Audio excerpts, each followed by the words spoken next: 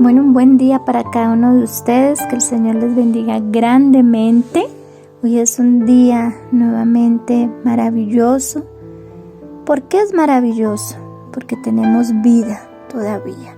Y si tenemos vida, todavía tenemos la oportunidad de poder consagrarnos y entregar mi vida hoy a Dios, ¿no?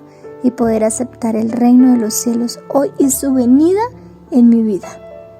Muchas veces nosotros pensamos, algunos, no todos tal vez, ¿cuándo va a venir el Señor? ¿Cuándo será que esto termina? ¿Cuándo? Pero la venida del Señor no solamente va a ser cuando Él venga en las nubes de los cielos. La venida del Señor puede ser hoy mismo, que Él llegue a tu vida porque tú lo aceptas, lo reconoces como su Salvador y lo reconoces como aquel que tiene poder para transformar tu vida y perdonar todo lo que tú necesitas que el Señor te perdone. Entonces, gracias a Dios porque tenemos vida y gracias a Dios porque tenemos la oportunidad de hoy y en este momento rendir nuestras vidas y decirle: Señor, heme aquí. He pecado tal vez contra ti, pero necesito, Señor, una oportunidad y tengo una gran necesidad de ti y eso va a cambiar tu vida sin duda ninguna.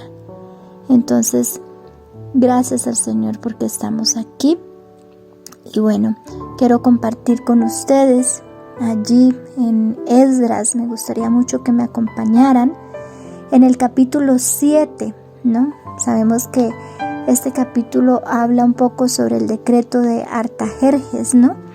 Y sobre una parte de la historia allí de Esdras, ¿no?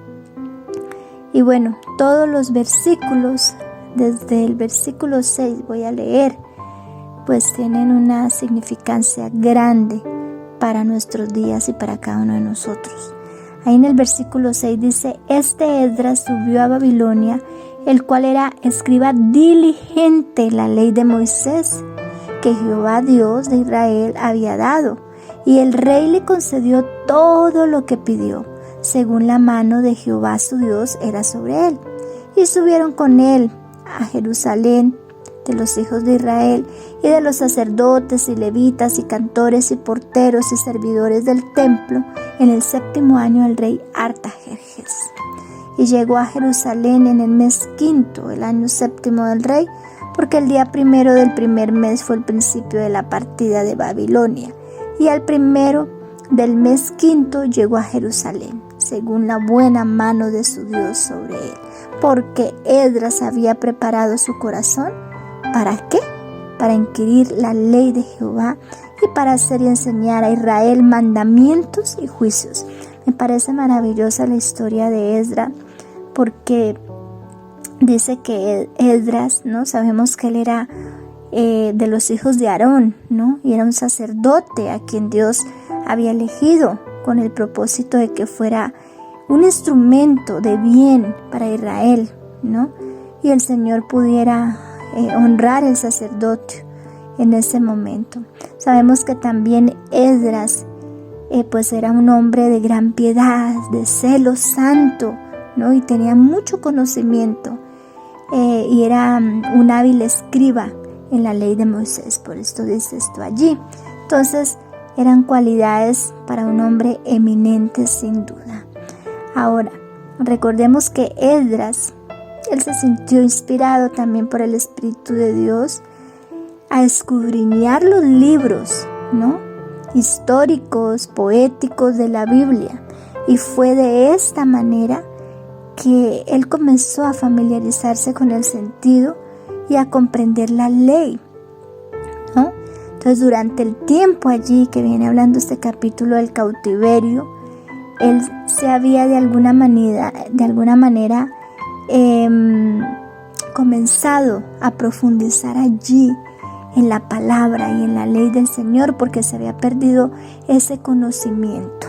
Entonces, él hizo allí circular, ¿no?, copias entre el pueblo de Dios y llegó a ser, recordemos, maestro de la ley y de las profecías cuando comenzaron allí las escuelas de profetas. Entonces, gracias a Dios porque él fue un hombre fiel, ¿no? Y a través de Esdras también nosotros podemos, tal vez si queremos identificarnos, porque él tenía un corazón lleno del Señor, lleno del deseo de hacer el bien y de dar a conocer la ley, ¿no? A su pueblo, y que su pueblo pudiera obedecer allí, ¿no? Lo que el Señor ya les había dado, pero que el pueblo, como siempre, olvidaba. Así que nosotros tenemos allí un ejemplo de conocimiento y práctica, ¿no? Nosotros sabemos que necesitamos también escudriñar las Escrituras, escudriñar allí el pasado, las profecías, para poder también ser maestros, ¿no? Pero maestros con la verdad, porque su palabra es verdad. Y sabemos que la vida de Esdras, de este siervo de Dios, debiera ser para nosotros una inspiración, para ti y para mí, a fin de que sirvamos al Señor con corazón, mente y vigor. Cada uno de nosotros, mis queridos amigos y hermanos, tenemos una obra, recordemos, señalada que hacer. Y solo lo vamos a lograr, solo vamos a poder realizarla mediante esfuerzos consagrados, como lo logró ser él allí en aquel tiempo. Y debiéramos realmente dedicarnos a conocer los requerimientos de Dios como Él lo hizo, y a practicarlos como Él lo hizo, a vivirlos. Entonces, en ese momento, mis queridos amigos, vamos a poder sembrar las semillas de verdad que van a dar frutos para vida eterna. Y ese es el llamado en esta pequeña meditación. Nosotros tenemos a Jehová, a Dios, a Jesús, que no es nuestro gran ejemplo. Pero el Señor dejó hombres como Esdras para identificarnos, para ver qué fue lo que Él hizo allí con el pueblo, cuál fue su deseo, cuál fue ese celo que Él tenía de escudriñamiento, que Él comenzó a indagar y a ver la historia y a ver todo lo que había allí, lo que el Señor había dejado. Y Él comenzó a indagar y logró volverse un maestro allí en las escuelas de profetas para enseñar a todos aquellos que querían consagrarse en la obra. Y el llamado es para que cada uno de nosotros podamos escudriñar la palabra del Señor y el Señor nos use para enseñar su palabra, su verdad, nos use como misioneros, como hijos de Dios que somos, para llevar la palabra del Señor a cada rincón de esta tierra que está de verdad destruyéndose por falta de ese conocimiento, que tal vez todavía no ha llegado a alguien que le diga que hay una ley, que hay un mandamiento, que hay preceptos, sobre todo que hay amor, que hay alguien que nos ama y que quiere de verdad restaurarnos como ese pueblo pasado.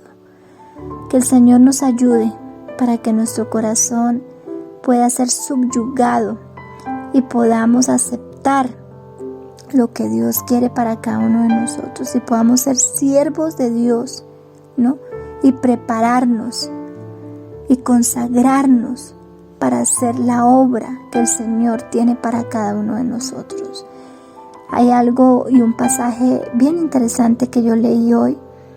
Dice que muchas veces nuestros padres no estaban preparados, no tenían un propósito al tal vez habernos concedido, no nos concibieron con un propósito. Nuestros padres, puede ser tu caso o el mío, pero que aunque nuestros padres no nos concibieron con un propósito, Dios sí lo hizo, y Dios tiene un propósito para tu vida y para la mía. Entonces, que el Señor cumpla ese propósito en tu vida y la mía.